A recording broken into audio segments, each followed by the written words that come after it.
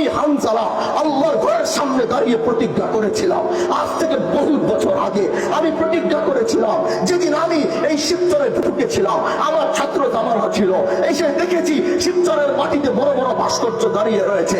ওদিন আমার বুকের ভিতরে কষ্ট লেগেছে, আমি আঘাত পেয়েছি, আমি কান্না করেছি। আমি ওই দিন আল্লাহর আরশের দিকে তাকিয়ে বলেছিলাম, ও আল্লাহ, এই শিবচর তো ওই মাটি যেখানে আল্লাহ ওয়ালারা ঘুমিয়ে রয়েছে, এই শিবচর তো ওই মাটি যেখান থেকে ভারতবর্ষে ইসলামের বিপ্লব ঘটেছে।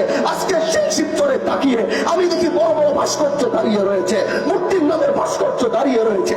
এটা অন্য জেলায় হলে এটা মেনে নিতাম, এটা বরিশালে হলে এটা মেনে নিতাম, এটা পটুয়াখালী হলে এটা মেনে নিতাম, এটা যশোর হলে এটা মেনে নিতাম। কিন্তু আমার শিবচর যেটা আল্লাহ ওয়ালাদের মাটি, যেখান থেকে ইসলামের ইতিহাস শুরু হয়েছে, ভারতবর্ষের ইতিহাস যদি ইসলামের ইতিহাস লিখতে যাবে, শিবচরের নাম সেই ইতিহাসের পাতায় আনতে হবে। কারণ এই শিবচরে হয়েছিল হাজী শরীয়তুল্লাহ জন্ম।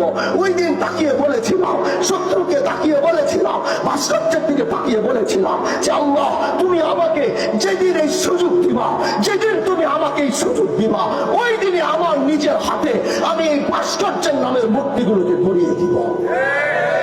ও বন্ধু আমার, অনেকের কাছে খারাপ লাগতে পারে, তুমি ব্যক্তিগত এক রাজনীতি করতে পারো, তুমি আওয়ামী লীগের রাজনীতি করতে পারো, তুমি বিএনপির রাজনীতি করতে পারো, তুমি জামাতের রাজনীতি করতে পারো, এটা তোমার ব্যক্তিগত বিষয়। কিন্তু এই মূর্তিটা কোন দলের প্রতীক নয়। এই মূর্তি মুসলমানদের নামে, মূর্তির নামে যে ভাস্কর্য শিবচরে দাঁড়িয়েছিল, আল্লাহ আমাকে যেদিন সুযোগ দিয়েছে, আমি ওই রাতে সারা রাত শিবচরে দাঁড়িয়ে থেকে আমি মূর্তিকে অপসারণ করেছি। এই কথা বলার উদ্দেশ্য হলো, অন্যায় কোনদিন এই বংশপুত্রয় অন্যায়কে বরদাস্ত করে নাই, অন্যায়কে বরদাস্ত করতে চাই না। এই যে আজকে আমি গরিবের বন্ধু হয়েছি, আমার বড় লোকের বন্ধু হওয়ার দরকার নাই।